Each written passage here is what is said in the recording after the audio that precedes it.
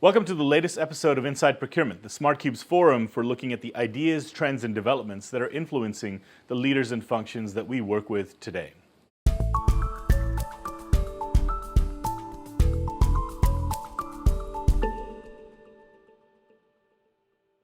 In this video, we'll dig into what we believe will be one of the biggest procurement trends of 2020, and that is delivering value beyond savings. We'll talk about not only what this means in the context of procurement's traditional goals, but we'll also talk about ways in which procurement organizations can deliver on this specific agenda. So savings, as we all know, has formed the foundation of procurement's ROI to the organization. It's been the function's primary charter over the years, and quite literally is how the function has paid its bills. Take a look at any organization, and a substantial element of cost improvement year over year comes from procurement. And when you consider organizations that are going through M&A, a material chunk of the expected merger synergies will always come from procurement. So dollar savings is important, and frankly, it'll always be important. But there's also a growing understanding of the value procurement can deliver beyond cost savings, cost containment, and cost avoidance. And it's driven by a multitude of factors. The function is far more sophisticated today than it ever was before. There's a far deeper talent pool working the function than ever before. But the function is also, in a way, a victim of its own success. It's delivered value over the years, and so in many organizations, the lens is focusing ever more closely on it. There's also the clear demand for greater value from SG&A functions in general. And with procurement, much of the low-hanging fruit has already been picked. Add to this the fact that companies are dealing with demands for greater growth, faster innovation, and increased competitiveness, and procurement is really being asked to step up its game to show how it can contribute to the greater cause. So in our view, progressive procurement in 2020 and beyond means not only working traditional cost savings goals, but it also means upping the ante and showing how it can deliver real tangible material value beyond cost savings. And this can happen in at least three ways. Number one, enhancing revenue through supplier-enabled initiatives. Procurement sits at a unique position in the corporation where it acts as, in many ways, the gateway to an entire world of innovation and development. It has the ability to build upon the valuable knowledge and capabilities of the company's suppliers, who have deeper, cutting-edge knowledge of the market in their own areas of expertise, and at the same time are familiar with their customers' business and strengths. And by the way, that means not only you as the customer, but also the supplier's other customers, both within your sector and outside of it. Practically, this can lead to procurement driving tangible, practical benefits, including looking at alternative delivery models that suppliers are deploying with other customers, identifying new product ingredients that drive material customer satisfaction, exploring innovative packaging types that check off customer convenience needs in new and unique ways. All of this feeds into broader, more overarching corporate goals, including creating new and better products in a shorter amount of time, lowering internal product development costs, or accelerating product innovation and hence market momentum. Of course, finding these suppliers or collaboration partners is absolutely key, but it's only part of the battle. Other best practices that companies need to adopt include the development of a culture that supports innovation in general and supplier collaboration in particular. The development of supplier-friendly processes, or how can we make it easier for us to share, partner, and work together? The clear articulation of tangible benefits to suppliers participating in the pilot and innovation activities. Establishing practical training resources for procurement as they embark on this journey. Establishing fair risks and rewards for suppliers who are involved. This is often overlooked, but especially critical. The second value add is broadly accelerating the path to delivery. This can be done in two ways: external or market speed, so to speak, and internal cycle times. From an external speed to market point of view, supplier-enabled partnerships play a pivotal role. Initiatives here can be supplier-led based on specific innovations that they bring to the table, or internally driven by procurement based on specific corporate goals or themes.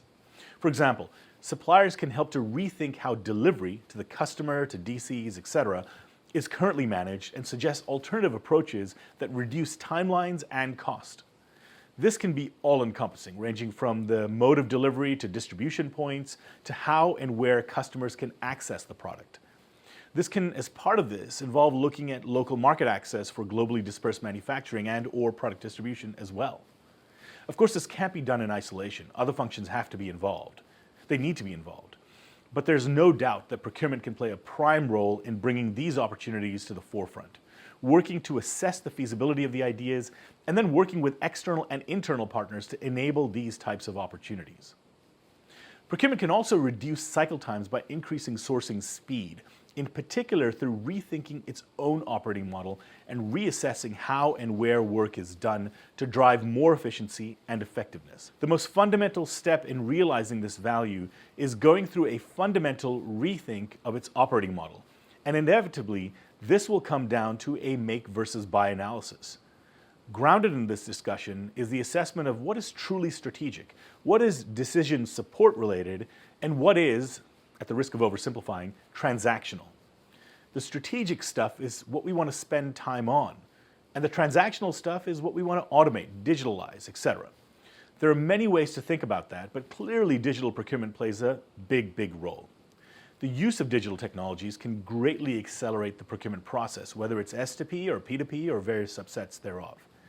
According to BCG, new digital solutions can reduce the end-to-end cycle time by as much as 80% for simple items like office supplies and 40% for complex items like capital projects.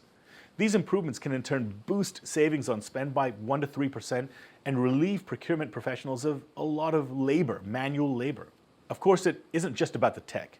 In order to reduce cycle time, procurement needs to ground optimization efforts in overall business objectives. It has to better understand and define processes. It needs to assess the level and nature of the employees or talent that's available. It has to embed flexible and appropriate training programs in response to that. Of course, it has to define those roles clearly and also embed the right tools that are fit for purpose.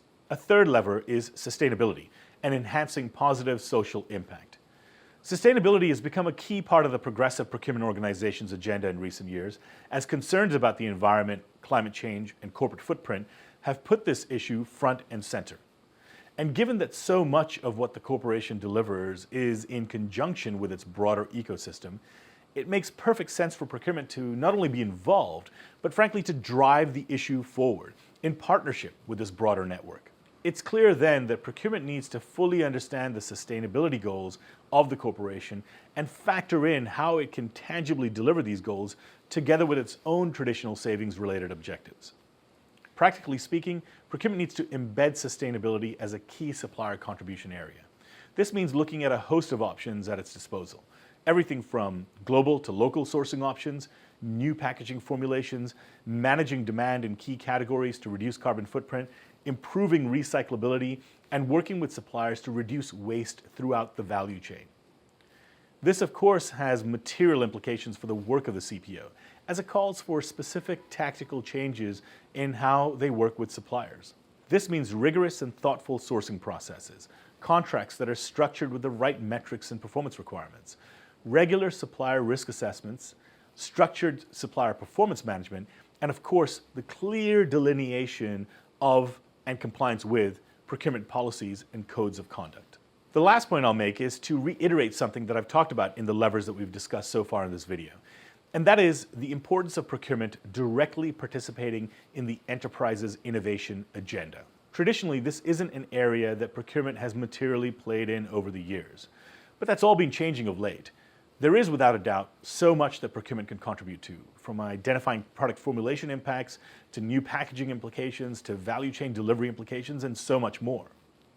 Procurement can tap into deep intelligence, patent insights, and analytics about the supplier ecosystem to better understand what's actually possible and its implications for the enterprise, and more to the point, specific aspects of the value chain. The trick, of course, is developing strong enough relationships and trust so that procurement can get a seat at the table early on. Early enough to be able to make a real material impact at the right time and with the right stakeholders. I do want to point out, this isn't just that internal seat at the table, that is, ensuring procurement has the credibility to be invited to the strategic conversations within the company where innovation is being discussed. But it's also ensuring that your suppliers offer you a seat at their table, that you're getting the visibility into their pipelines, their innovations, and that they're bringing their best ideas to you. That will only happen if you have strong relationships, are a customer of choice, and have fostered an environment of collaboration and mutual respect. I can't stress that enough. That's absolutely critical. All right, that wraps up this video. As always, we'd love to hear your thoughts and perspectives. Do you agree or disagree with any of our comments and discussion points? Send us a note with your feedback. If you enjoyed this video, hit the like button. If you'd like to hear more from us, hit the subscribe button. And if you'd like to reach out, email us at info@thesmartcube.com. This was Inside Procurement.